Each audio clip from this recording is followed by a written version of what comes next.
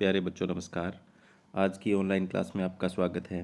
प्यारे बच्चों, आज हम वार्षिक परीक्षा कक्षा 6 विषय विज्ञान प्रश्न पत्र को हल करेंगे, जो आज 24 मार्च 2022 को आपका हुआ था। तो वीडियो शुरू करने से पहले जो बच्चे चैनल पर नए हैं या जिन बच्चों ने अभी तक चैनल को सब्सक्राइब नहीं कर रखा, सब्सक्राइब कर लें, लाइक कर दें और शेयर कर दें। शुरू करते हैं आज की क्लास का पहला प्रश्न। तो भाग कै, क्या लिखा हुआ है? भाग कै, इसमें सारे प्रश्न बहुविकल्पी हैं।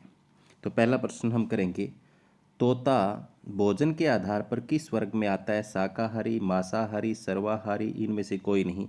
तो प्यारे बच्चों, तोता जो है वो पेड़ पौधों से प्राप्त भोजन को खाता है, तो वो शाकाहारी की श्रेणी में आता है। तो ऑप्शन नंबर ए इसका सही है।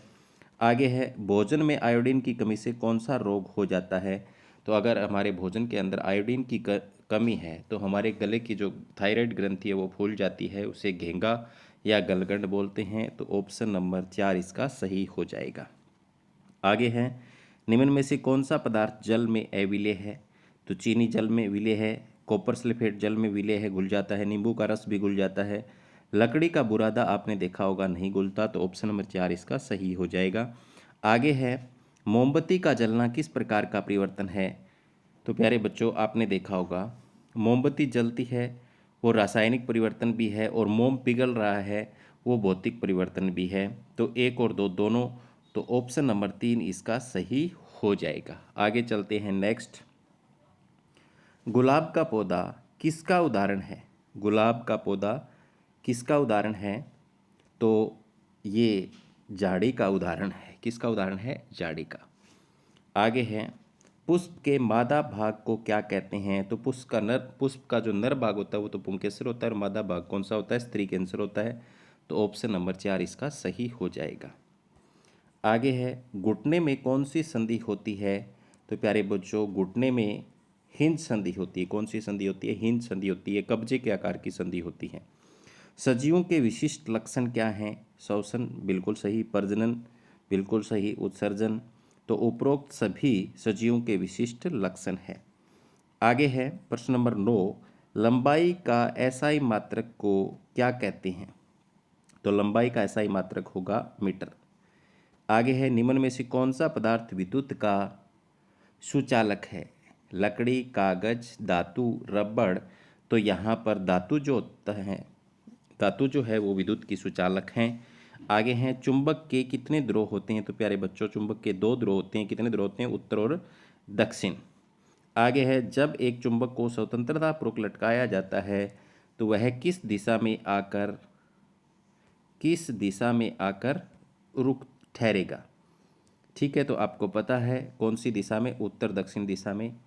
तीसरा ऑप्शन इसका बिल्कुल सही हो जाएगा। आगे है, चाल बराबर दूरी बटा समय। क्या ये बात सत्य है? बिल्कुल सत्य है, यही होता है। चाल निकालने का फॉर्मूला क्या है? दूरी बटा समय।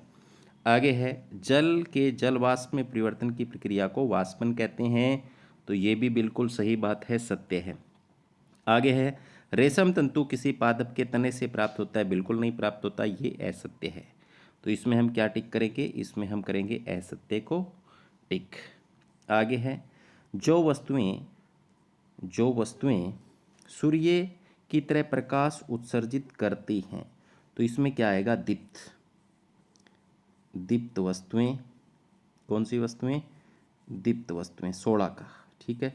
इसके बाद में 17 के, गेहूं की पत्तियों में किस प्रकार का समानांतर शिराविन्यास पाया जाता है? तो 17 का प्यारे बच्चों आएगा समानांतर शिराविन्यास। किस प्रकार का?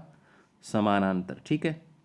कैंचियों द्वारा बनाई जाने वाली खाद को क्या कहते हैं? तो इसे कहते हैं वर्मी कंपोस्ट खाद। पृथ्वी के चारों ओर वायु की परत क्या कहलाती है? इसे कहते हैं वायुमंडल। क्या आएगा? वायुमंडल। ठीक है। मानव शरीर विद्युत का सुचालक है। क्या है? सुचालक है।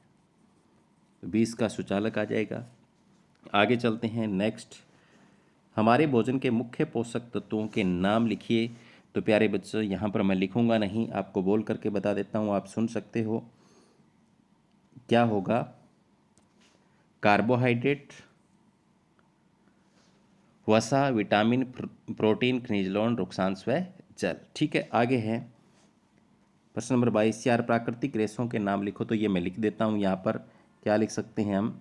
जूट लिख सकते हैं। जूट, पटसन, रेशम, ऊन, कपास, ये हम लिख सकते हैं। ठीक है। इसके बाद में आगे है, कपाल की कौन सी अस्थि गति करती है? तो कपाल की जो जो अस्थि है वो कौन सी गति करती है? निचला जबड़ा। तो निचला जबड़ा गति करता है। आवास किसे कहते हैं? तो जीवों के रहने का स्थान उसका क्या कहलाता है? आवास कहलाता है। चुंबक के कोई दो गुण लिखिए। तो चुंबक हमेशा स्वतंत्रता पूर्वक लटकाने पर उत्तर दक्षिण दिशा में आकर ठहरता है और चुंबक चुंबकीय पदार्थों को अपनी ओर आकर्षित करता है। आगे, पुष्प का चित्र बनाकर इसके किन्हीं 4 भागों के नाम लिखो। तो प्यारे बच्चों, आप किताब में देख सकते हो पुष्प का चित्र कैसे बनाओगे? ऐसे बनाओगे। ठीक है। उससे ऐसे केसर निकले होते हैं, ये इसकी पंखुड़ियाँ होती हैं और ये इसके बाह्य दल होते हैं। ठीक है। ये पंखुड़ियाँ, ये पुंकेसर और ये जो है वो इसका बीच वाला स्त्री कैंसर। ठीक है। तो इस तरीके से आप उसका चित्र बना सकते हैं। आगे है, वायुमंडल में गैसों के आदान प्रदान में पौधे और जंतु किस प्रकार सहायता करते हैं? तो किस प्रकार सहायता करते हैं मैं बताऊं आपको। जो पौधे जो हैं प्रकाश संश्लेषण क्रिया द्वारा कौन सी गैस छोड़ते हैं? ऑक्सीजन गैस छोड़ते हैं। उस ऑक्सीजन गैस को कौन उपयोग करते हैं? जीव जंतु उपयोग करते हैं सांस लेने में। और सांस लेने के दौरान वो कौन सी गैस छोड़ते हैं? कार्बन डाइऑक्साइड गैस छोड़ते हैं। उसको कौन ले लेते हैं? पौधे ले लेते हैं और वापस किस में बदल देते हैं? ऑक्सीजन में। तो इस प्रकार एक दूसरे के आदान प्रदान में सहायक है। आगे है इसके बाद में प्रश्न नंबर 28, कॉलम 1 में दिए गए खाद्य पदार्थों का मिलान कॉलम 2 से कीजिए। Column 1, column 2। दूध, दही, पनीर, घी। दूध सभी क्या हैं? जंतु उत्पाद हैं। तो ऑप्शन नंबर 4 इसका सही हो जाएगा। पालक, फूल गोभी, गाजर, ये क्या हैं? सभी सब्जियां हैं। तो तीसरा इसमें शेर एवं बाघ क्या करते हैं? ये दूसरे जंतुओं को खाते हैं। तो पहला ऑप्शन मिल जाएगा। शाकाहारी, पादप एवं पादप उत्पाद खाते हैं। तो इस तरीके से हम इसका सही मिलान कर सकते हैं। आगे है, आपके घर में स्विच की मरम्मत करते समय मिस्त्री रबड़ के दस्ताने क्यों पहनता है? क्योंकि रबड़ विद्युत का कुचालक होता है, मिस्त्री को करंट ना लगे, आघात से बचे, तो इसलिए पहनता है। बादल कैसे बनते हैं? तो मैं बोल के बता देता हूँ। समुद्रों, महासागरों, नदियों का पानी पृथ्वी से वाष्प बन के ऊपर उठता है। ऊपर जा कर के वाष्प जो होता है वो ठंडा होता है और संघनन क्रिया द्वारा पानी की बूंदें बनती है उसकी, और पानी की बूंदें नीचे गिरती है और बादल का निर्माण होता है इस तरीके से। आगे है, पौधे में तने के क्या कार्य हैं? तो प्यारे बच्चों, पौधे में तने के क्या काम हैं?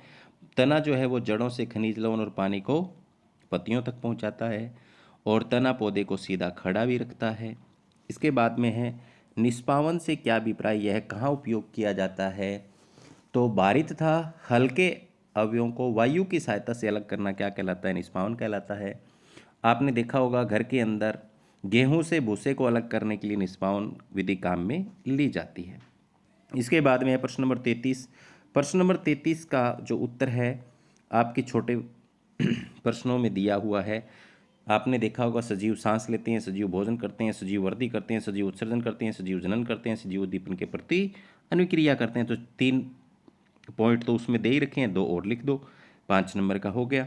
इसके बाद में पारदर्शी, अपारदर्शी और पारभासी वस्तुएं किसे कहते हैं? उदाहरण सहित लिखो। तो प्यारे बच्चों, इससे आसान प्रश्न नहीं हो सकता। पारदर्शी, जिन वस्तुओं के आर पार दिखाई देता है यानी प्रकाश पूरा गुजर जाता है, उदाहरणतः कांच, वायु, पानी। अपारदर्शी वस्तु, जिन वस्तुओं में प्रकाश बिल्कुल नहीं गुजरता, उनमें से हमें दिखाई नहीं देता, दीवार जैसे गत्ता। पारभासी कौन सी होती हैं? जिन वस्तुओं से कुछ प्रकाश गुजर जाता है, कुछ रह जाता है, यानी उनसे धुंधला दिखाई देता है, तो उन्हें हम क्या कहते हैं? पारभासी वस्तुएं कहते हैं। तो पारभासी वस्तुओं के उदाहरण हो सकता है तेल लगा कागज, तेल लगा कागज। हमारा हाथ भी क्या है? पारभासी है। तो इस तरीके से प्यारे बच्चों, आपसे 34 प्रश्न आज पूछे गए थे। आप अपना मिलान कर लेना, किस बच्चे के कितने नंबर हैं आप कमेंट बॉक्स में कमेंट कर सकते हो। तो आज की क्लास में इतना ही। धन्यवाद।